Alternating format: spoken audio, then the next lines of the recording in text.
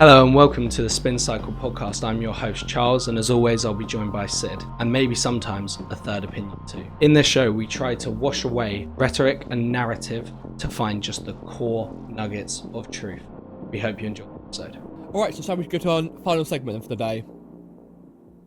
Yeah, that's perfect. Let's move on to the final segment. Alright, so we've got the outdoor smoking ban at pubs and other locations. So I'm going to let you lead this a bit, you know. Okay.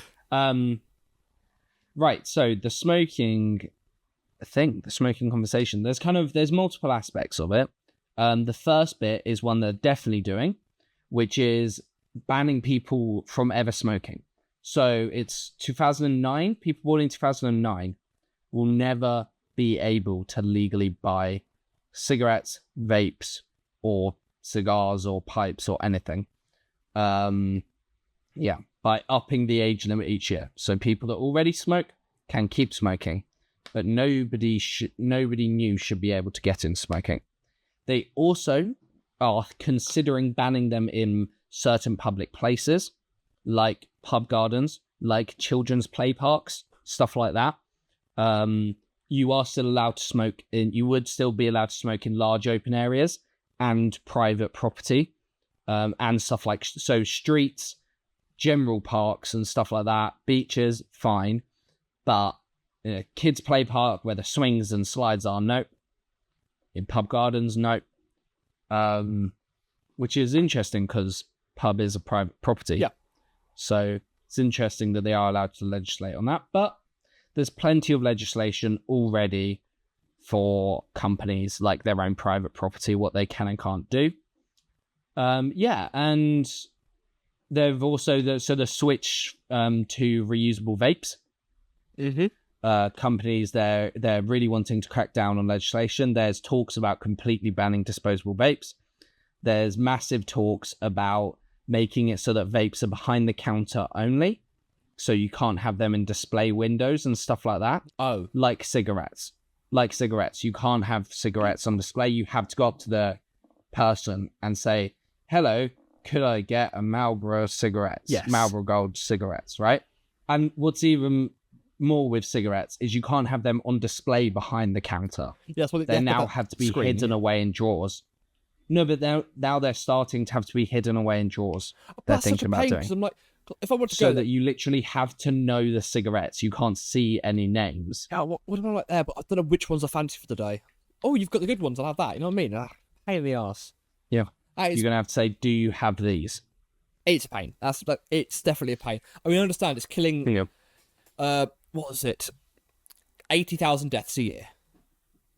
Right. Yeah. Linked Premature deaths. linked to cigarettes, and it is a large number, but it's definitely a lot lower than it used to be. I personally, I think now, because smoking culture is quite looked down upon. Right, you can agree to that point. People who smoke is like, there's smoker, not the best. But I think now it should be. Well, obviously, here comes my anarchist thing. I haven't been quite anarchist at all this conversation, have I? Really? I'm going to spit it now. not at all. Business's decision, all right? Because I know people.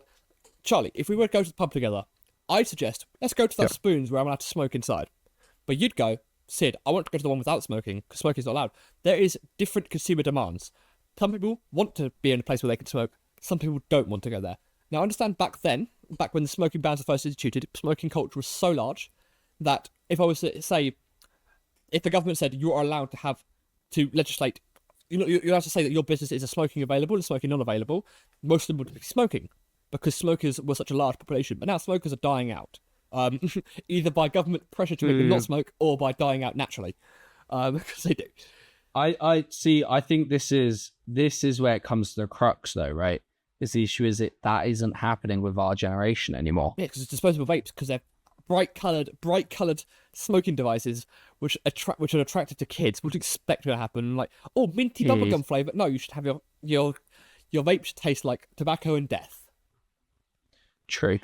But there is, so with your pubs example, I'm getting what you're saying, that like you should be able to choose. Yeah. But as I was going to say, is the problem is everywhere would say they smoke, right? Everywhere would allow smoking. I'm not sure. Because I would just put up with it. And I know what you're saying about all the numbers of people that smoke have fallen and stuff like that. Mm.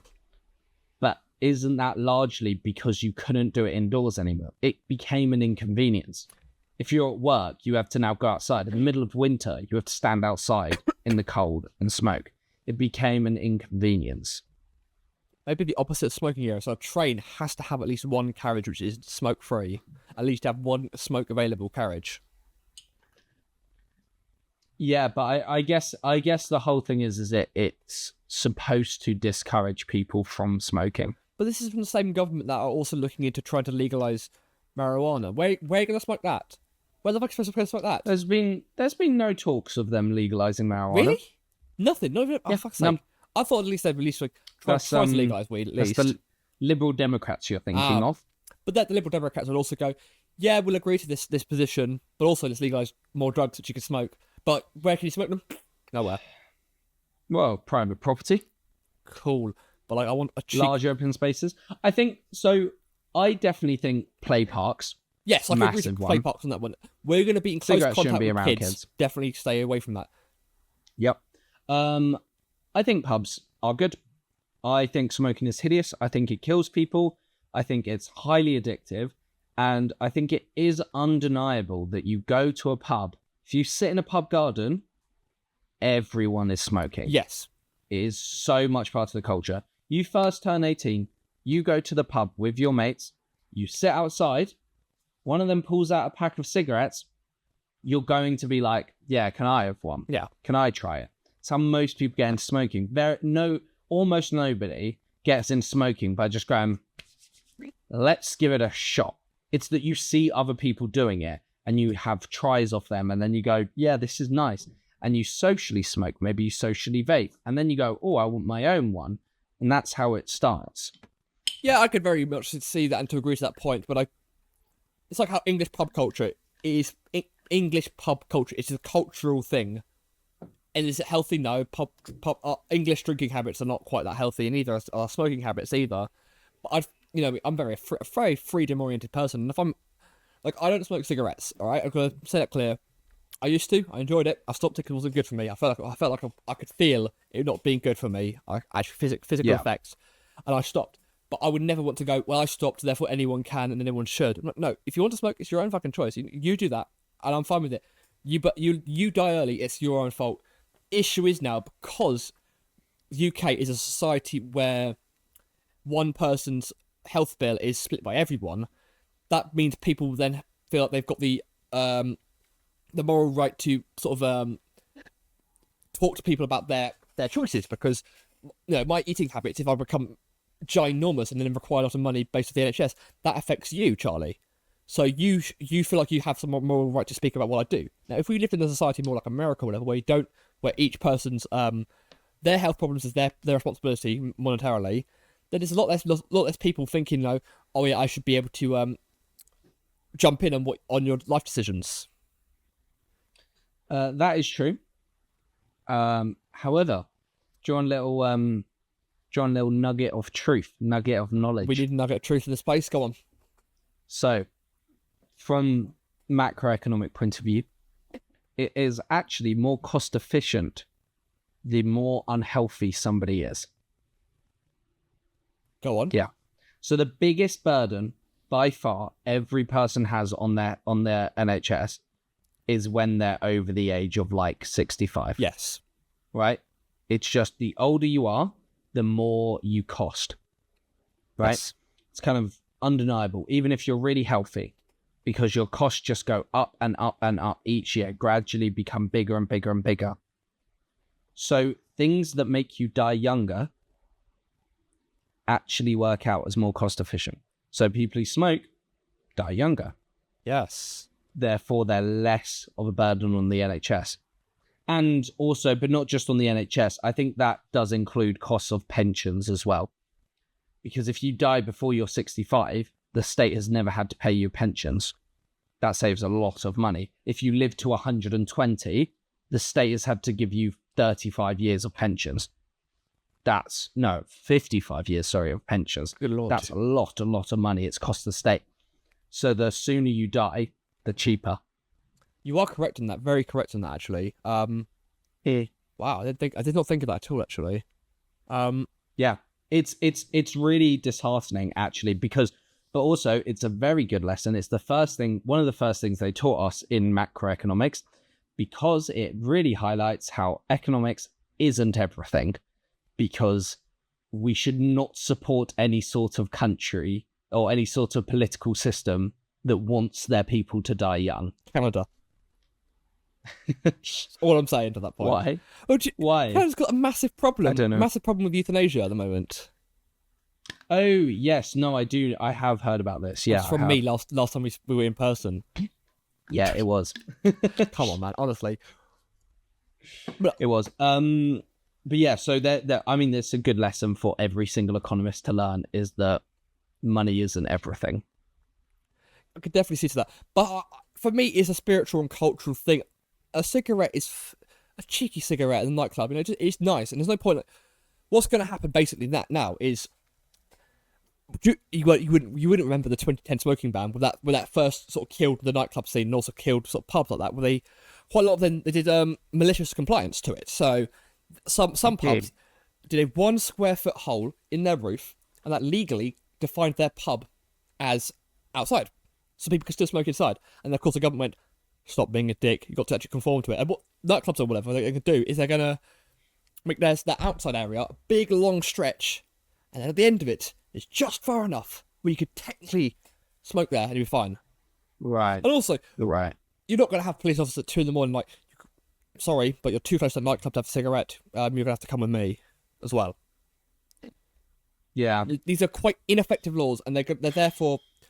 Would you say these are there for virtue signals? I mean, yes, they are trying to actually stamp out an issue. I mean, potentially ineffective laws. And as you said, like, maybe the ban of indoor smoking didn't work at first, but it definitely worked. In the end. In the end, it worked. There are no pubs. Oh, I've never once been to a pub where there were people smoking inside. It wasn't in England. No. Yeah, neither have I. Yeah. Not in England. So I think it really, really does have an effect. And we are seeing in Europe that people are dying young. A lot of people are dying young because of smoking. And our generation is starting to rise back up. There was so much hope that we would be the first generation that just never got into smoking. So never needed to have anything to make us quit. Never needed to quit. We would just be the first generation that didn't smoke.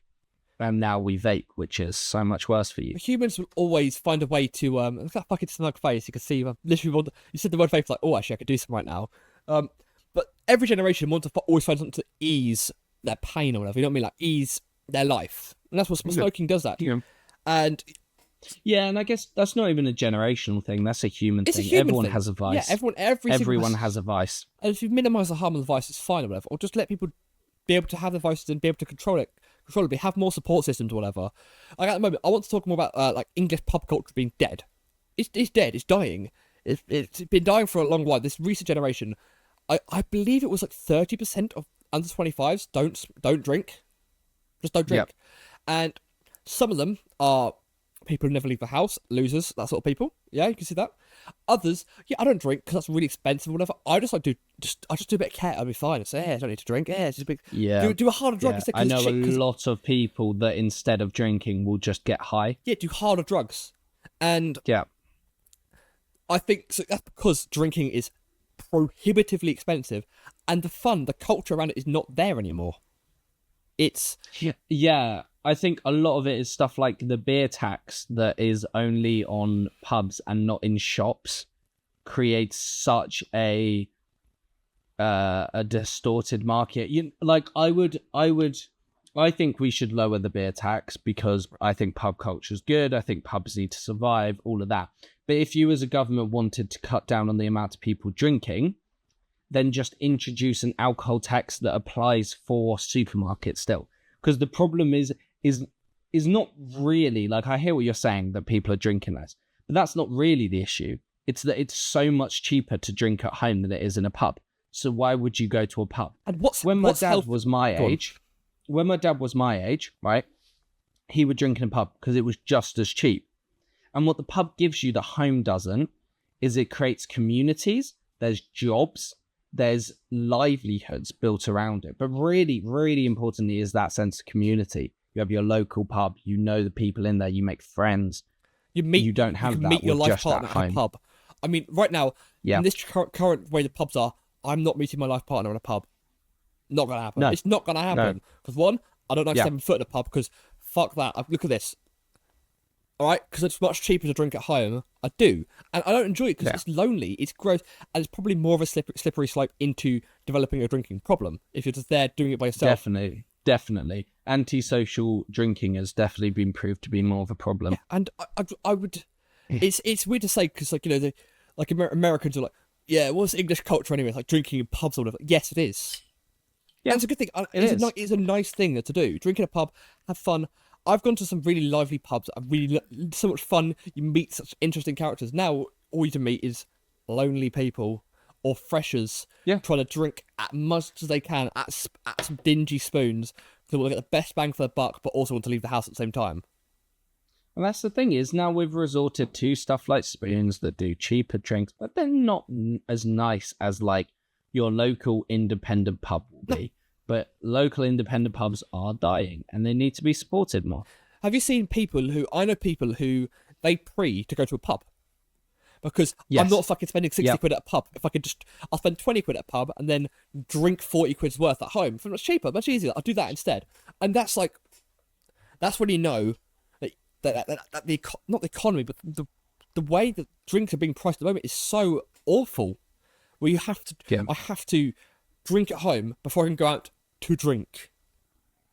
What on earth? Yeah. This is and also, insane. I think it does create a lot more kind of worrying issues, right? People are, if you're in a pub, there's safety measures, right? As a bartender, right? If someone's too drunk, I will stop serving them, right? I will call a taxi for them if they need, right? I can do stuff like that.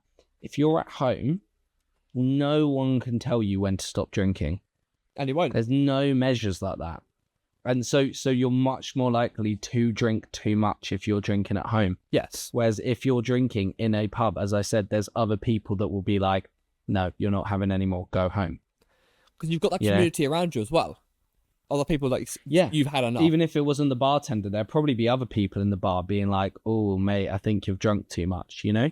Well, were you there? I remember we were at a friend's, we did some pre's at a friend's, then we took a bus to a Spoons and then to a club afterwards. And I got ridiculously, I actually blacked out drunk. And I only then remembered gaining consciousness at a Spoon. One of my friends was feeding me water. If I was drinking at home alone, they wouldn't have done that. They were there. Like, I wasn't being served because I was so drunk. And I then had that social safety net of people around me, a community around me to then make sure I'm fine. I don't want that culture. I don't want that to die. And drinking is a vice. Smoking is also a vice. So, as long as you can deal with your vices in moderation, it'll be okay. If you're living off vice, if your entire life is, you know, you're hooked up to all these machines just to feed you dopamine, yes, that's a bit too far. But if I once a week, a couple of times a week, maybe go out with my friends and have a few drinks, it's fine. If I go home every day, have a couple of drinks in front of the TV, that might be the start of a problem. There is an issue, however, though, with alcoholism, especially in European countries. We do still drink too much as a nation. Yeah, but binge drinking rates are too high. All of this. Yeah, but I don't trust health professionals on what I put in my body that much because I'm sorry, but if I look at a shredded wheat, they say the serving size is 30 grams. I'm like, I don't trust them. These people don't say what 30 grams will feed like an ant. I'm sorry. Yeah, and that is probably where the like libertarian in you is coming out of the thought of the government getting to decide what you do and don't put in your body. Yep. That should be on you. If you want to drink yourself to death, you should be able to. I mean, survival of the fittest, I guess, really. Whereas, see, I would say the government does have a responsibility for the health of their citizens. The government should have the responsibility to help raise people to be able to make these decisions themselves and be able to be informed. I've been raised in a society to know that drinking too much is bad for me. All right, and from that point, that's the end of that's the end of the line. That's all I need to be taught. And then from then onwards, any mistakes I make, I can't blame society. I can't blame my world. People will blame society. People will blame the world. But then I'm just looking like, yeah, but you were the one who drunk it. Yeah, and yeah, It's one of those things. It is one of those things that is.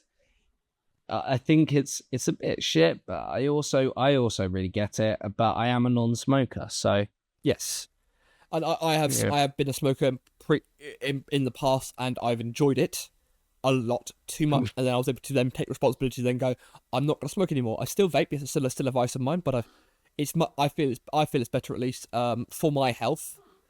Culturally, for your health. People culturally though, I'm not too sure, because people vaping it's a scourge. I have been approached many times by many 15-year-olds, 16-year-olds like, hey, can you buy me vapes? I'm like, no.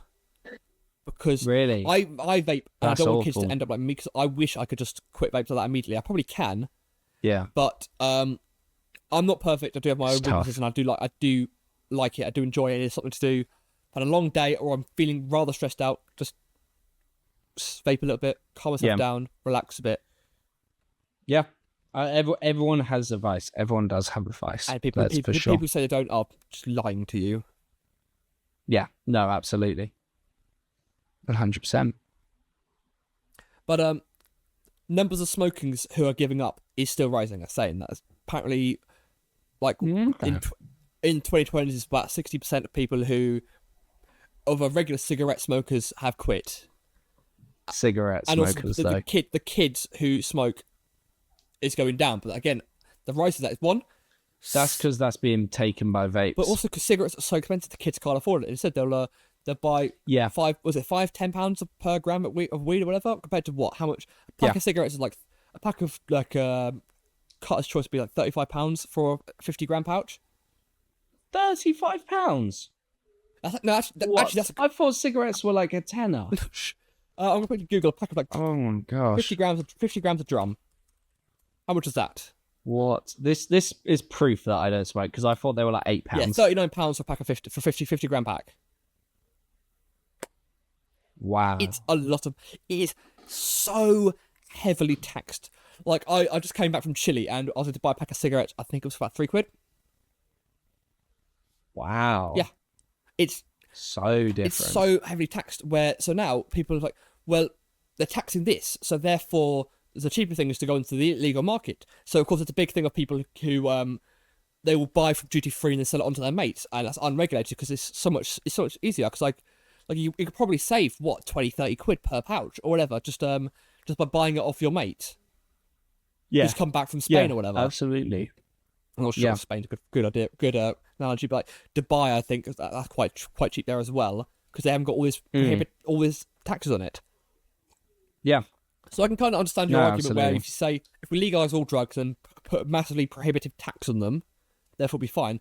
But I still think, well, people just buy cheaper cigarettes, people just buy cheaper other drugs. So I feel like lowering the taxes on the drug. True. I don't know. Increasing the awareness, this is bad. This would kill you. You would die if you keep on smoking this all the time. Having the occasional cigarette, it's not good for your health. Just keep it to a couple cheeky cigarettes, like at a nightclub at like 2 a.m. You'll be fine. All right, just a couple a week, be fine. I'd rather you don't, but like just have a couple. It's fine. But like making it this expensive is so hard. And then like okay, so now you're gonna make it harder and harder for people to smoke. People are just going to be resentful. They're not going to quit. They're going to find other ways.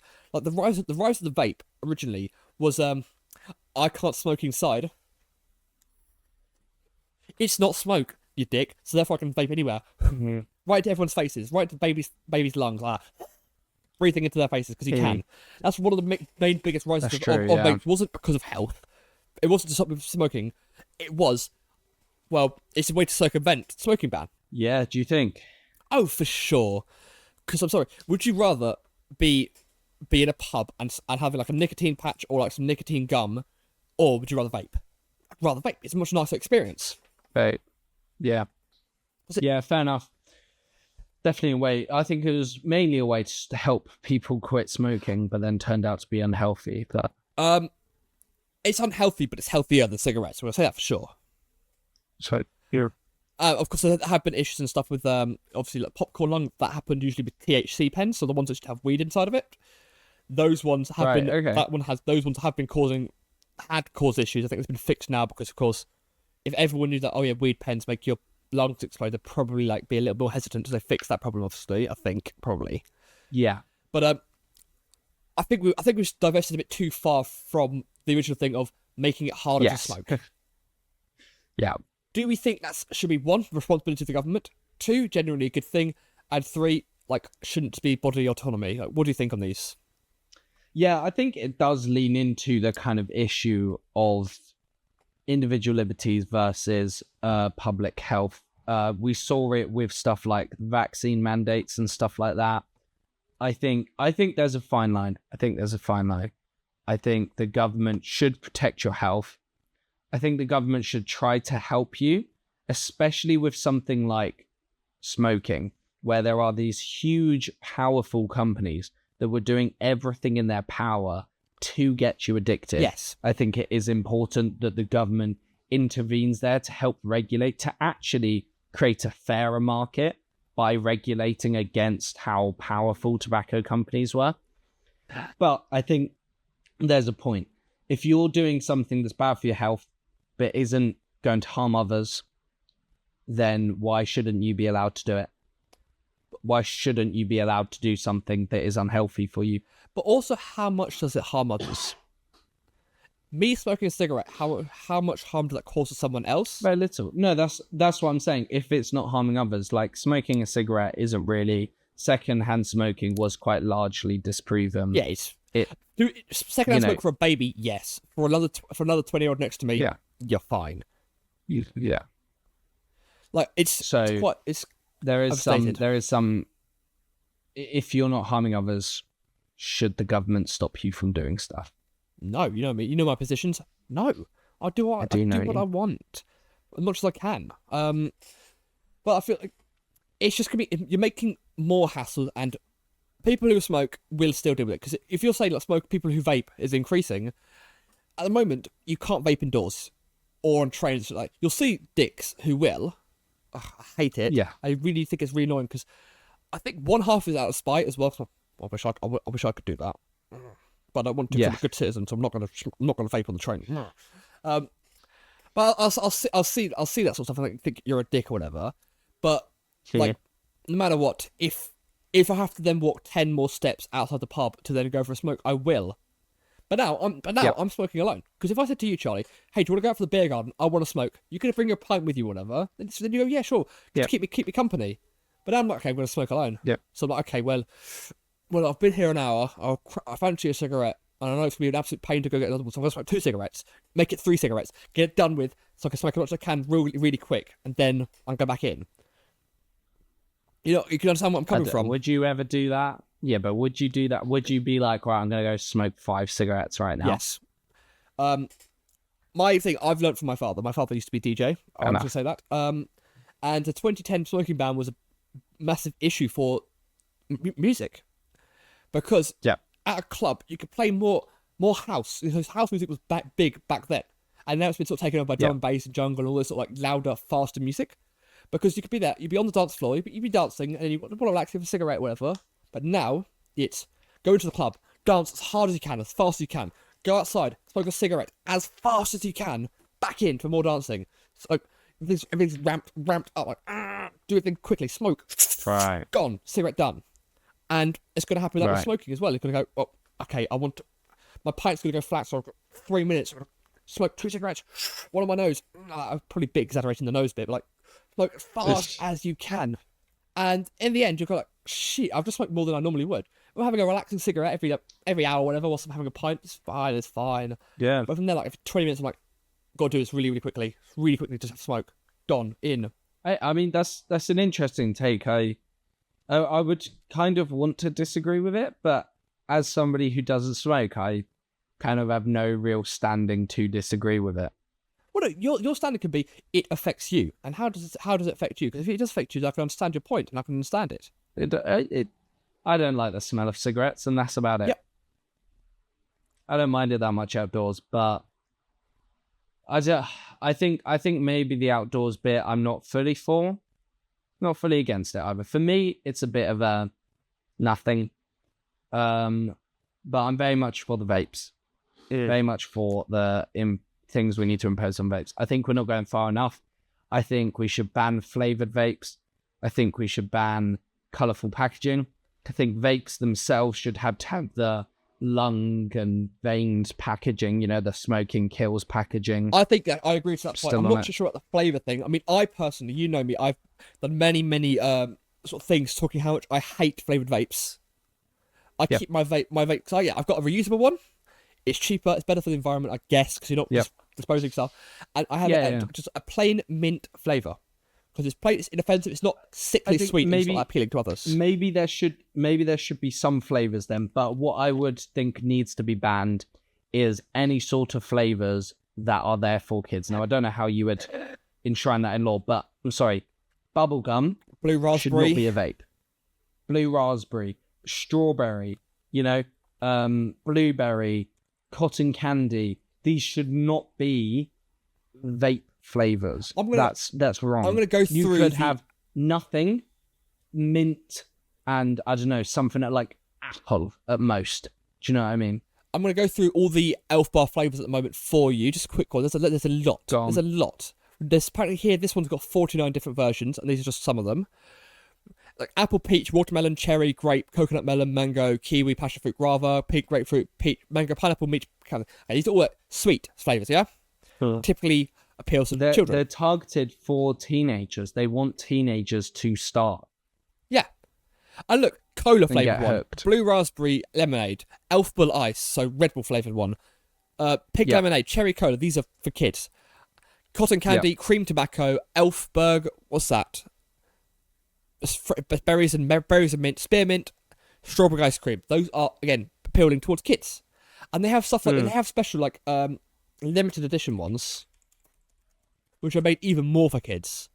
Like oh god, they had some like gingerbread flavour ones for Christmas, stuff like that. It's like this. Really? I think they had a chocolate one, which is like again these are made for children. Yeah. Yeah, like I found the Christmas flavours here. Good lord, these look disgusting.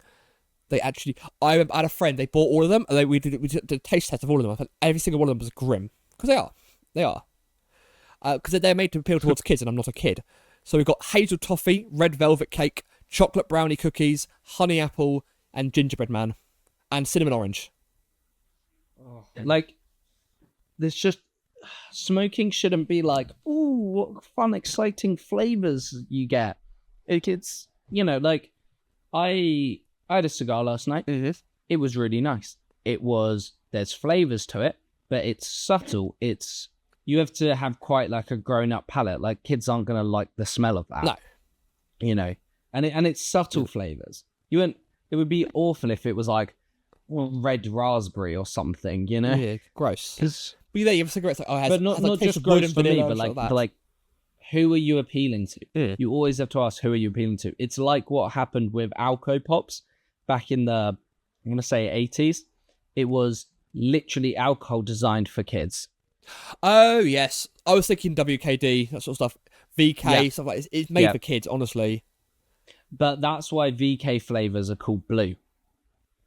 It's blue or red. That's why those are the flavor names. Because Alco Pops used to be like really like kind of fun and quirky names, and it was what underage people drunk. Yeah, it was what they drank. But now people have bottles of vodka instead because it's cheaper to get someone to buy a bottle of vodka than to buy you a 24-pack.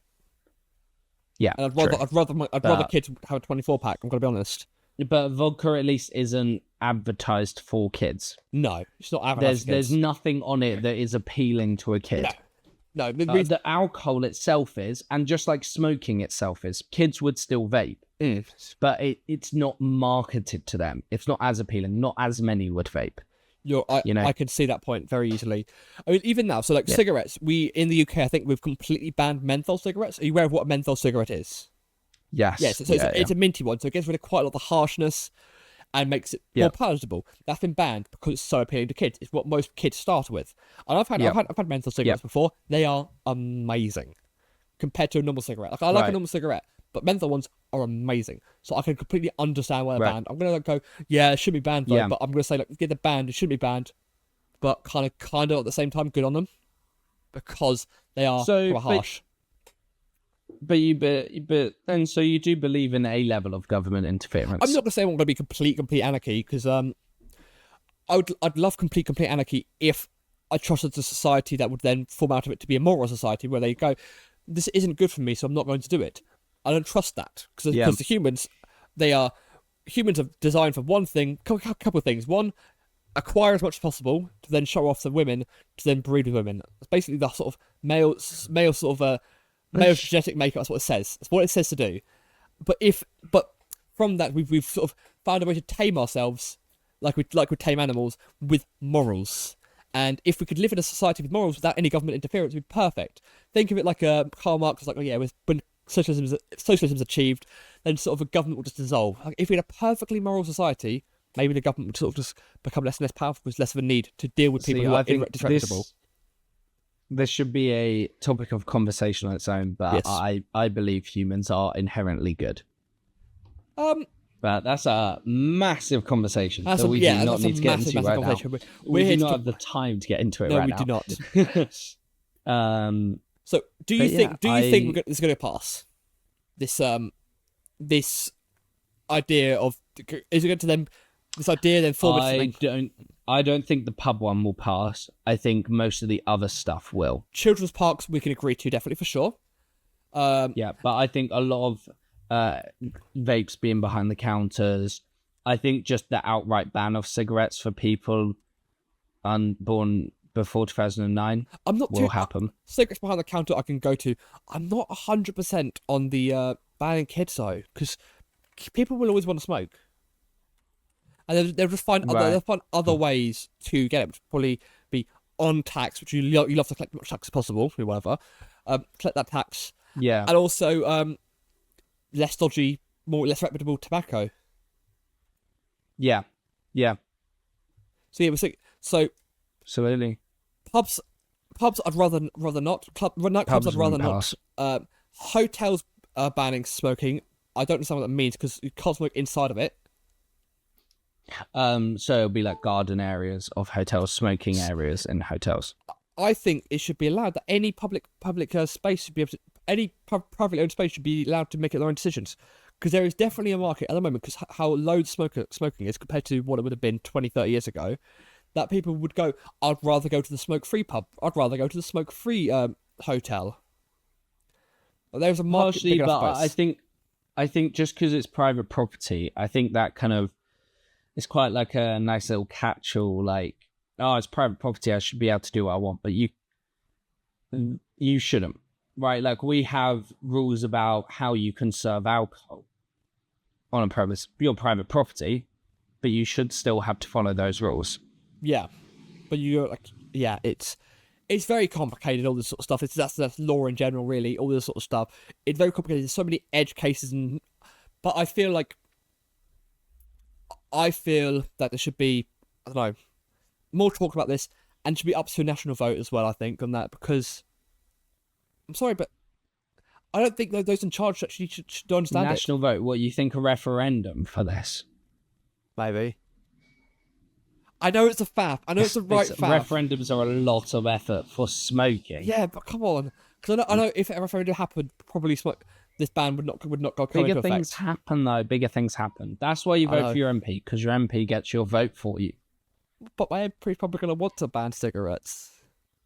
Well, speak to them. But I don't. He's like, but Sid, why do you care? You don't smoke. I'm like, yeah, but like, people should be allowed to. Like, why? He's not going to do that. Your MP's not going to go, oh, wow, well, I know your personal life. Oh, why do you care? Just have a conversation with him. Why do you support the cigarettes and how come? Yeah, I think people should, maybe if they, if people were to sort of more justify and think it through, maybe they could, again, I implore every single person to think this through. But this is a message to everyone, you and anyone listening. Speak to your MP. If you ever want to speak to your MP, speak to your MP, email them, call them, walk into their office. They'll have an office. Just Google it and walk into it and go, hi, I want to speak to my MP. Also, you can go into Parliament. You can bang your fist on reception and you can say, I demand to speak to my MP. And then they have to get back to you within like 3 days, I think it is, of you doing that. It's quite a funny, like, old tradition. It's like within within Parliament, there's a certain desk that you can go and you have to do that. And then you can go, I demand to speak to my MP of da constituency. I never want that to change. I never want that to change ever. But yeah, no, absolutely. Also, you can make your MP bring up an issue in Parliament. Oh, You can't if you get make them votes. take a stance. No. You can't make them take a stance, but you can get them to bring it up. What was that You website can where demand that they bring it up. that website where if you get a certain The petitions one. yeah, petition one, if you get a Yeah. certain amount of votes, it'll be talked Yeah, about. online petitions. It will be talked about. Yeah, exactly. Very important stuff. Do you think we've Yeah. covered this point to death? I think so. I think we've done it to death. Definitely. All right, so that's it for us for now. We're going to take a little break. We're going to come back to the drinking our hands and do the corresponding